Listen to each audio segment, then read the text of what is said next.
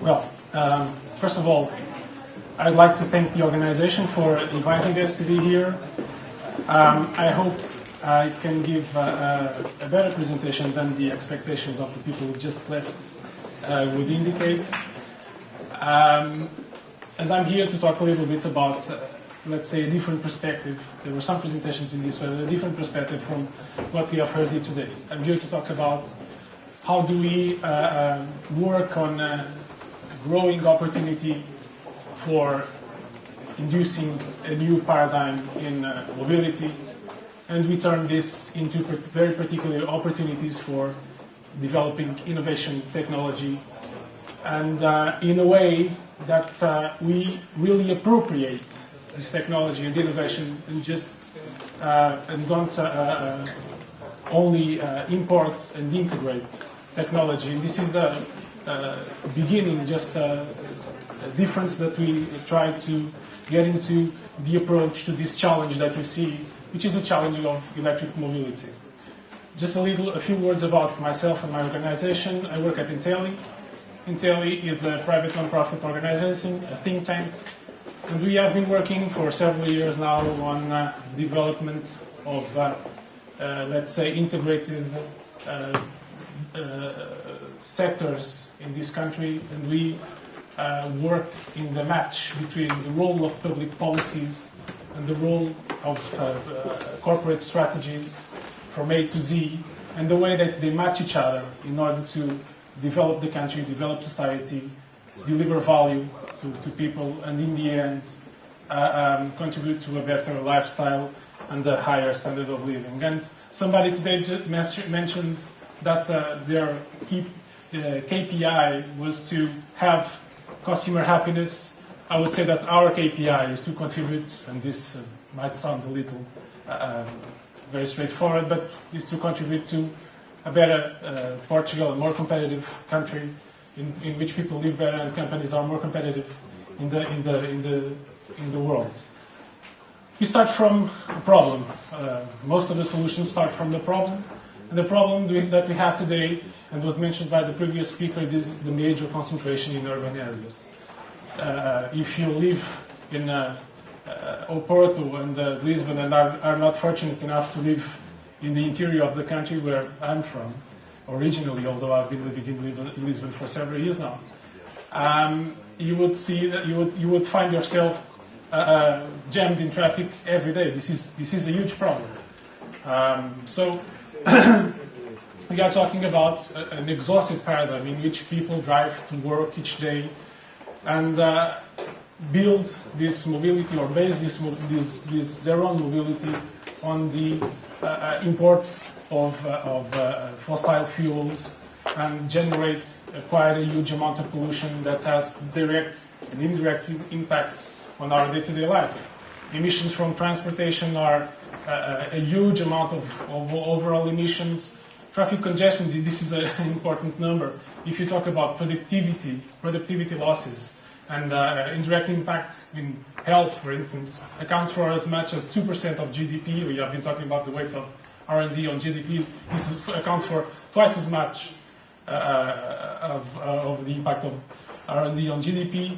Energy consumption is in the order of 40% of all energy consumption in the country, and dependence on imported oil fuels is traditionally very high. But in fact, there have been some changes in this paradigm. We have been investing heavily in the case of EDP renewables has been mentioned here today. We have been investing heavily in turning into renewable energies.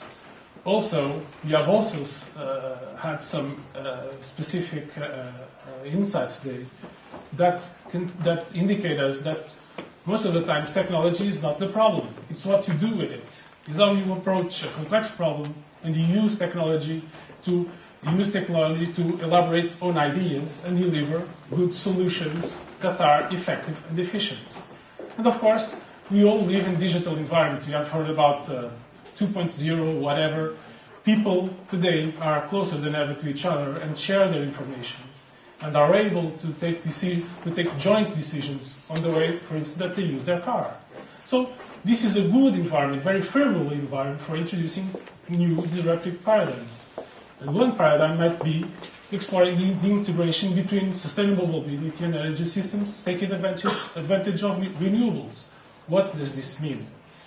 This means that today we go and fuel our car with gasoline or diesel, and this comes from oil, and this has a huge, if we look at the chain behind it, this has a huge impact on our life and on the future of the planet. We also heard about this today. But if we take into account that, and this is a typical consumption in Portugal, low voltage, where we see that consumption is very small during the night, has a peak around midday, and then and then grows again when everybody comes home and turns on their TV and their microwave oven. You can imagine that you can use a car with electricity and store electricity overnight.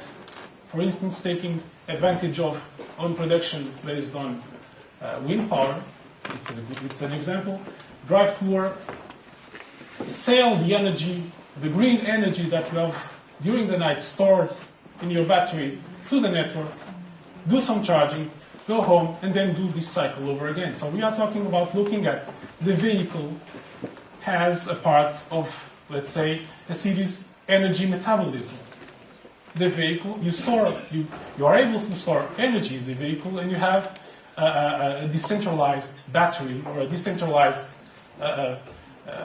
electricity generator or storage that you can use and pump into the network during the day. These are several impacts. One of the impacts has directly to have with the management and the operation of the electric grid. That's good for electricity operators. But there's yet another very important impact.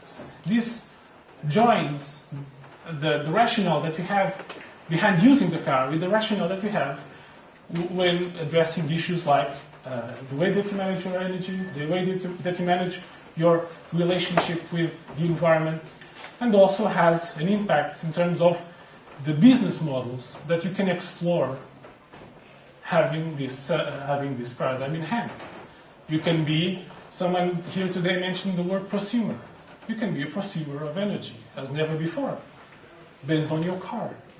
So this opens way for a huge amount of good ideas, and this opens way for a huge opportunity in terms of the way that we look at mobility.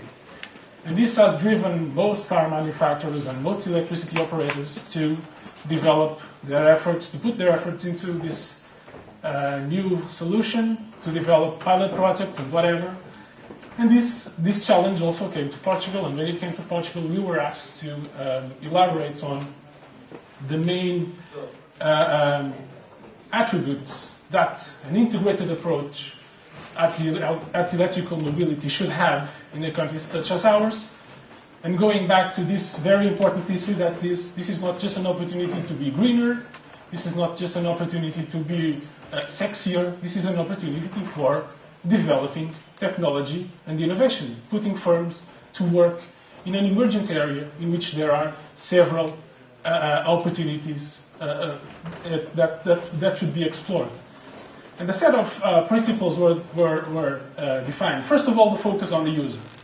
If you look at what's happening in France, Germany, the UK, the Netherlands, in San Jose, in California, all the business models that are being tested are focusing on the grid. We have tried to look at this new paradigm as something of an integrated service, taking advantage of the fact that more and more vehicles, and this is a very well-known trend, that vehicles in cities tend to be perceived no longer as just a product, but as a service, and the example of car sharing is a very good example. Something that could be very competitive when compared to gasoline and diesel, and the fact is that you can drive 100 kilometers on electricity for 1.5 to 2 euros, charging during the day when the tariff is higher. A very important issue that would be universal access. A system in which every in which a driver could use every car, any kind of car with any kind of battery, and charge it with any kind of charging operator, with any kind of brand of equipment, and with this any kind of brand of the equipment, have a connection with the chosen electricity supplier. And this is something that we believe might be, it's innovative, it's pioneering, and might be demonstrating for what will surely happen in Europe if the electric vehicle is not more than a hype. And we believe that it's much more than a hype. Because if you look at what's happening now, that oil is down to half of what it was, or 1/3 of what it was 1 year ago, we see that firms and people and public policy are still engaged in the electrification of mobility. And we see that the United States pay a lot of attention to it, that Obama has paid, the Obama administration is spending $2.4 billion in order to have the industry delivering products and services and technologies in this direction, that the plan for the recovery of Europe that was developed by the European Commission has specific measures regarding greener vehicles and what is called the factory of the future. How are these vehicles going to be produced? And another important aspect is that we are not just talking about developing some scarce and atomized pilot projects. We are talking about developing a platform so that several projects can be integrated in a truly national scale, anticipating the massification of electric vehicles. And there's some rationality behind this. If you look at what is the impact on emissions, actually on the consumption of primary energy, and what we called, in a very simplistic way, the mobility invoice, which is the direct costs with use of the vehicle, you see that if we reach, for instance, and these numbers are preliminary, but if you reach 50% of the park of light vehicles as electric, we can reach for a reduction for as much as 1/4 of emissions related to mobility and transportation in Portugal. So this is just to give you an idea, but this is important. So there's sustainability behind this, and there's also rationality. If you look at what an individual, a family with 2 cars, or a fleet of 10 vehicles could save in terms of emissions or in terms of direct costs of their mobility, there's rationality behind this. We can achieve a major reduction. And of course, the fleet market is very important because we are talking about vehicles that are not, at least on this phase, cheaper than the actual vehicles.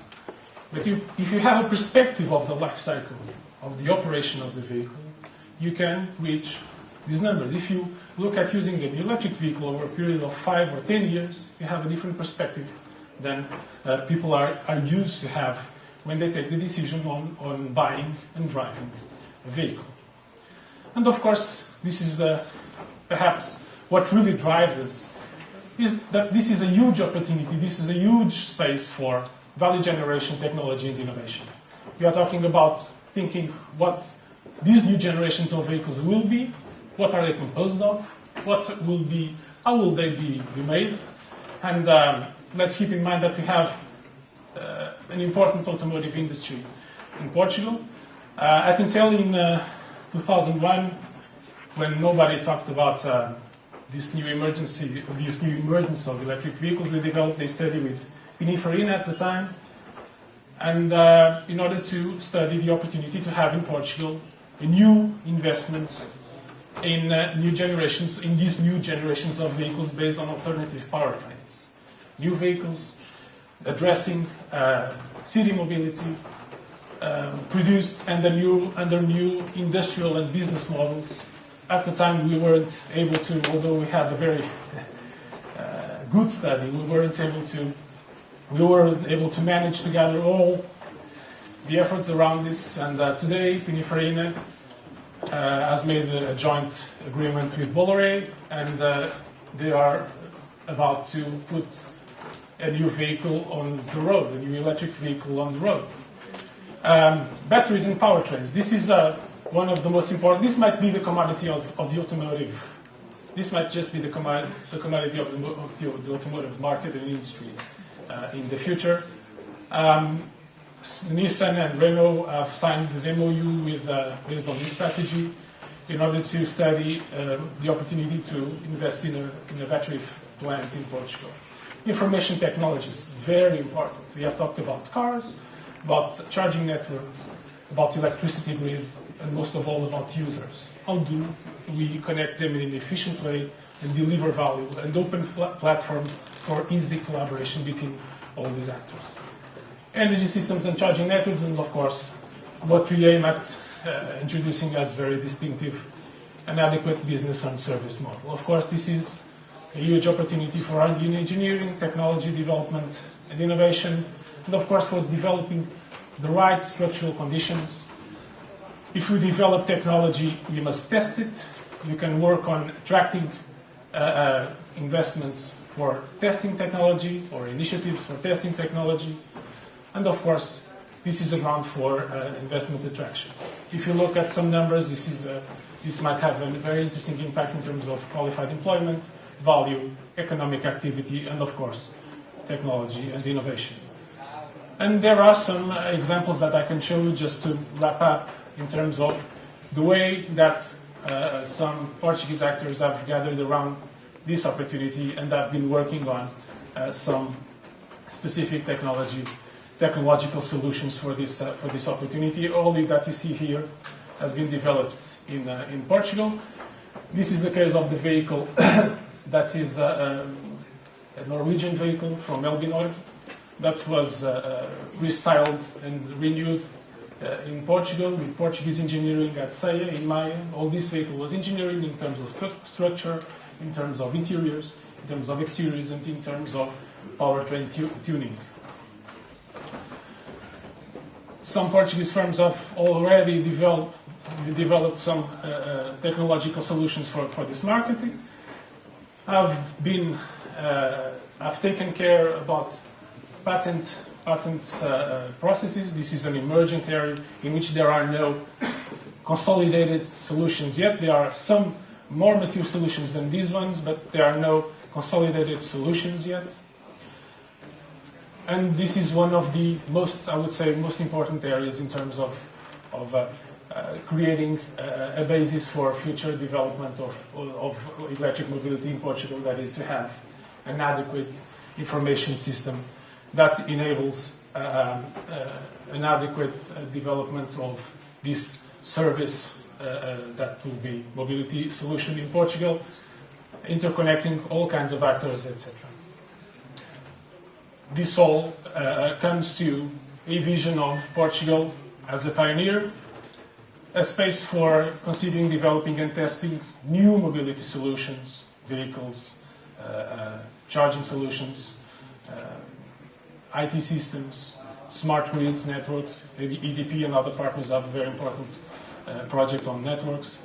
And most of all, also to test, demonstrate these solutions and export them to the world.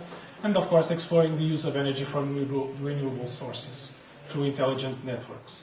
And for that, I leave you with a few measures that have been defined by the Portuguese government. Some refer to incentives to vehicles, to vehicle use, but I would say that some are very important, like establishing targets for a charging network and establishing targets in terms of introducing new ideas, new solutions for electric mobility. Thank you very much.